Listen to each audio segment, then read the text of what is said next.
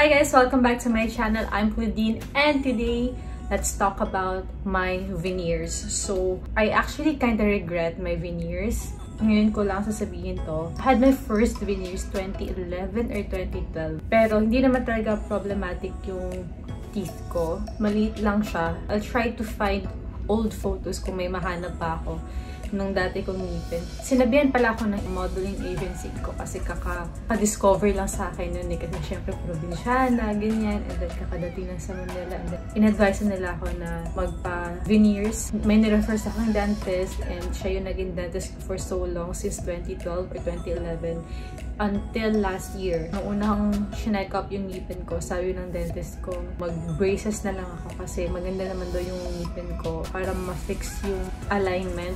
And then, hindi niya sinabi na underbite ako or anything like that. So, wala akong ka-idea until today.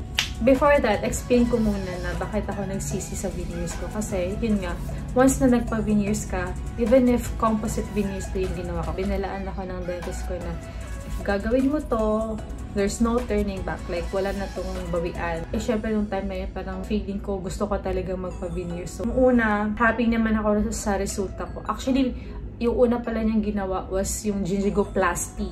Yun yung parang, paano ko ba siya i-describe? Simple procedure lang naman siya na para binabawasan yung gums, nililift yung gums mo. Para lang kumanda yung shape niya aesthetically. Pero ang problem sa gingigoplasty, after ilang months, bumabalik siya, tumutubo siya pababa. Yung sa akin, umabot ng 2 years, okay pa rin yung ngipin ko, hindi siya bumaba or anything. Then after mga 2 years, nag-start na siya mag-inflame, lagi nang namamaga yung gums ko. And then if makita niyo yung mga old photos ko, old projects ko, kahit yung sa kwentong Jollibee last year, sobrang yun yung pinaka-worst ng ngipin ko. Like, maga-maga yung gums ko. Pero nakakuha pa rin ako ng project. Nakakalusot yung ngipin ko. Pero hindi na siya healthy. So, 2011 ako nagpagawa. 12, 13, 14, 15, 16, 17, 18, 19, 8 years. Doon lang ako bumalik talaga sa dentist ko and nag-decide ako na hindi ako natutuwa sa ngipin ko. Parang nagsisi ako ng sobra. Nagpa-veneers ako, nagpa-gingigoplasty ako. Sana hinayaan ko na lang yung dati ng ngipin. Okay naman ako. Siyempre, umulit-ulit ako ng gastos, lahat. This time, hindi na ako nagpa-gingigoplasty, nagpa-gingigovectomy. I'm not sure kung yun yung tamang pronunciation. Ilalagay ko na lang dito. So, nagpa-ganun na ako. So, yun. It's still a simple procedure, pero mas inaangat na siya to the bone. Like, hindi lang siya yung binabawasan yung gums. As in, binabawasan siya sa hanggang sa bone. So, dahil ganun yung procedure na ginawa ko, wala akong choice kundi palitan lahat ng veneers ko. After long days, nagkaroon ako ng call from Star Magic na in-invite nila ako for go-see with Mr. M. So, minadali ko, hindi pa dapat ako magpa-veneers. Sinabi ko na sa dentist ko na kailangan ko na magpa-veneers kasi kinabukasan, I'll meet Mr. M. So, it was really my fault na minadali yung ngipin ko. So, siguro magapa yung gums ko and then nagpa-veneers na ako. And then this time, yung ginagawa kong veneers was opaque. Dati kasi translucent, so natural looking siya. Ngayon, ginagawa ko yung super white. Noong una ko palang veneers, sinabi ko na sa dentist ko na gusto ko yung ngipin ko katulad nila Louis Po, nila Heart Evangelista. Feeling ngayon ako, yung parang sobrang wide na parang straight na straight. And then sinabihan ako ng dentist ko na hindi ko siya i-advise na gawin sa'yo kasi yung shape to ng face ko is parang pa-V. Malit yung jaw ko and then pa-V yung shape ng lips ko, ng face ko. And maliit siya, hindi daw yung term ng dentist ko, actually dalawang dentist na nagsabi sa akin ito. 3 pala. Hindi palapad yung face ko, so panipis siya. So, dapat yung ngipin ko rin is panipis, like pa-oval, something like that, or pa-round. Kasi hindi ko lang kung paano explain or nag-guess yung sinasabi ko, basta ganon. So, dahil matigas ang ulo ko, sabi ko, gusto ko talaga ng ma-experience yung malapad ng ngipin, ganyan. So, yun yung ginawa niya sa akin. And then, ayan siya, malapad na.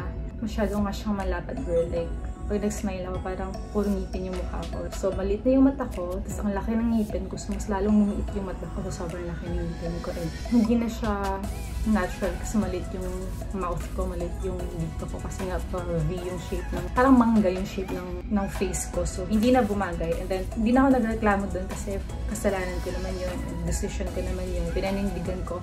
Until last year, latter part ng 2019, biglang nag-grow back yung gums ko. So, napansin nyo, kita ulit yung gums ko, diba? So, itong part na to, protruding siya. And then, ito. Ayan o. Ayan, nakikita sa light kasi nagre-reflect ng ilaw yung part na to na. Yun, parang hinayaan ko pa rin. Hindi ko pa rin siya masyadong pinansin until natanggal yung isa kong veneers kasi composite lang so mabilis mabasag. Nung natanggal and then kinontak ko yung dentist ko, dun ako na-umpisa na wala ng gana talaga kasi nahirapan akong i-contact siya. So mga ilang days bago siya mag-reply and then pagpunta ko doon, ang tagal ko nag-antay, yung mga ganun. Actually ako okay lang ako kasi mapasensya naman ako sa part na yun kasi ako naman yung may kailangan. Pero yung husband ko talaga yung nag-reklamo. It's not worth it. Like, let's find another dentist. Hindi siya worth it. Emergency kasi yung ngipin eh, mas nabasag yung isa. Especially dahil ito yung trabaho ko. Kailangan na-fix agad. So yun, nahirapan ako. And then, temporarily, pinaayos ko muna para sa wedding namin doon sa tito niya. Sadly, wala siyang kakulay ng ngipin ko. So if napansin yung mga old videos ko, o nag-smile ako, iba yung shade ng ngipin ko. Yung itong ngipin ko dati. Kasi, yun nga, translucent yung meron siya. Wala siya ng opaque. And then, hindi niya rin sinabi na may underbite ako and may issues ako. And then, ginawa yun November and now it's February. And dahil procrastinator ako, ngayon ko lang na-realize na okay, sige, papayos ko na totally yung ngipin ko. Kasi gusto ko nang bumalik sa pagkakasting. Kasi nag-stop ako mag-casting for so long. Ayaw ko magtrabaho, parang gano'n. Parang gusto ko muna mag-rest. Pero ngayon kasi parang na-realize ko, parang sayang rin yung time. And syempre, habang bata pa, diba, gamitin na natin, exploit na natin yung beauty joke na. Gamitin na natin yung pala ito yung pagkakitaan, which is sa akin, itong mukha ko, diba? So, wow, feeling nga. So, ayun, so yun nga, naghanap-hanap ako. Dahil ko may message sa Instagram ng mga dental clinics. And then, nung Monday, kung sino-sino yung mga kinontak ko. Ang dami nag-reply actually. Pero yung dentist na to, si Doc Gemma, is kamag-anak ng husband ko. Pinagsisend ko lang yung mismong product na ginamit sa ngipin ko. Kasi inisip ko yun lang yung kailangan ko kasi sa ngipin lang. And then, may isa pang nag-reply na na-upset ako kasi ayaw niya gawin yung ngipin ko. Dahil hindi ako pumayag na baguhin yung buong veneers ko kasi kakagawa ko lang last year. Sabi ko, isa lang po yung kailangan ko sana. Ganyan sabi, ay sorry, we can't hand. Since nakapag-communicate ako kay Doc Gemma, pinapunta niya ako sa dental clinic niya today sa Rock Galleria. And dun ko lang na-discover na may underbite ako. So, underbite, ibig sabihin masyadong malalim yung lower. Yung itong part ko na ito masyadong receding. So, dapat medyo basta underbite, isearch na lang sa Google kung ano. So, and because of that, nagkakaroon na pala ako ng mga issues na nararamdaman sa katawan ko. So, yung source ko ng neck pain, back pain, and shoulder pain, yun pala yung reason, yun pala yung cause talaga ng yung mga physical pain na nararamdaman ko was yung alignment ng jaw ko. So, kailangan ko mag-braces, kailangan ko i-fix yung, or mag-split ba tawag doon, i-fix yung jaw ko para ma-fix din yung buong pagkatao. Buong, like, yung mga nararamdaman ko. So, every time na gumising ako sa umaga, kahit sobrang kompleto yung tulog ko, ang sakit ng likod ko, ang sakit ng neck ko, ang sakit ng shoulders ko. And then, laging ganun. Like, kakagising ko palang, girl, ang sakit na ng katawan ko. Pagod na ako. Parang ganun yung nararamdaman ko lately.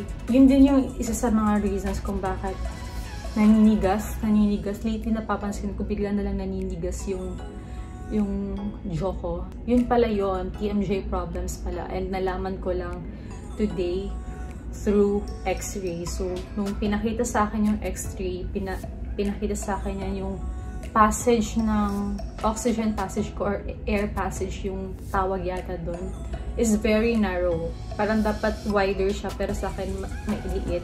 So yung oxygen na pumapasok sa air passage ko is very little. Kaya yun yung isa sa mga reasons kung bakit kulang yung oxygen ng utak ko. Kaya siguro ko baliw. Pero pwede yung isa yun. Pero marami pang mga factors.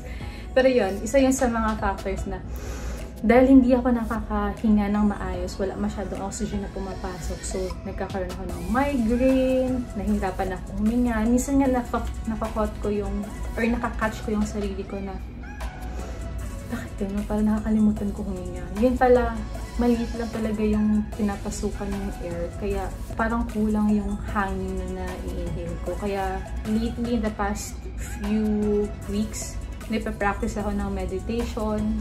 I'm just so thankful na in-explain sa akin lahat to ni Dr. Gemma, and I really felt her care, her concern sa akin bilang not just a patient but as a human. Kasi parang in-advise niya rin ako na magpa-check ng dugo, like maghanap ng endocrine doctor to check my blood kasi baka may problem ako sa chemical balance. Actually last year nagre-research na ako about endocrine kasi nag-keto diet ako, so ang dami kong ni-research about. Napunta na ako sa endocrine. Kung nag-follow kayo sa kadated post ako na post about that, like study of hormones and all that, kasi may feeling ako na something is wrong with my hormones. And parang nag-align lang lahat na parang yung dentist ko, kahit hindi naman siya endocrine doctor, pero naisip niya rin, i-push ako na check my blood. And naisip ko nga, check my, ano na rin gusto ko magpa-MRI or CT scan para ma-check na rin yung chemical balance sa brain ko. Tapos isipin niyo, masyado namang artistic ko, ang dami naman yung problema. Pero yun, I just really wanna take care of myself. And sabi nga ni Justin Bieber, our body is the vessel of God, so we must take care of it with good nutrition, good lifestyle, mental health. Hindi lang physical, like yung mental, spiritual, overall aspect ng buhay natin. Kailangan natin tulungan yung sarili natin para magkaroon ng balance, para may harmony yung buhay natin. So, ayun, I'm just so happy na parang nung in-explain sa akin ng dentist ko, parang na-encourage ako na hindi lang siya vanity, hindi lang siya for aesthetics purposes na gusto ko lang magmaganda, ganyan. But it's really about health. Like, may underlying issues talaga, may manifestation sa body. So, kailangan talaga i-fix yung mga root cause. And of course, it's not just physical. There's mental health, spiritual health, emotional health, overall. Although, honestly, emotionally, I'm very, okay na ako ngayon. Wala naman akong problems with relationships and all that. But I do that. Pero ngayon na wala na akong mga issues with the relationships, and I'm very happy with my life. Doon lumalabas, nagra-rise yung mga other issues ko, like physical, mental issues, and all this. And I think this is the season ng buhay ko ngayon na nire-reveal ni God yung kailangan kong ayusin sa buhay ko. And I'm just here parang trying to listen, trying to respect my body as well, kung ano yung kaya kong gawin para to make myself a better person. Not just relational, but also physical, spiritual, mental. Lalo na mental, grabe talaga. Dito nagsa-start lahat sa what you think, nadadamay na yung emotional health mo. And when your mental and emotional health is messed up, nadadamay na rin yung physical mo, ang dami na rin nararamdaman sa katawan. And spiritual, lahat na. So I really suggest everyone watching this na reach out, ask for help, get a community where you can nurture yourself and your overall health. Magpa-check up kayo, check kayo sa psychiatrist, psychologist, dentist, lahat. Like, kung ano yung pwedeng... Kasi ako nagsa-self-medicate lang talaga for the longest time. Pero this year, inano ko talaga sarili ko na this year ako na mag-self-medicate. Gusto ko na may scientific explanation talaga sa mga nararamdaman ko. And medyo nagka-cramps na yung paa ko. So, it's a sign na huminto na ako sa pagdada.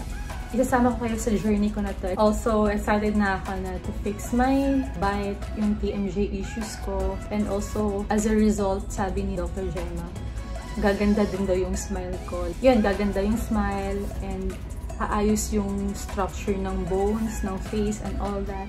And overall, yung buhay ko, like physically, magagaan yung pakiramdam ko. So, sobrang excited na ako for that. Mas priority ko talaga yung health ko, yung nararamdaman ko.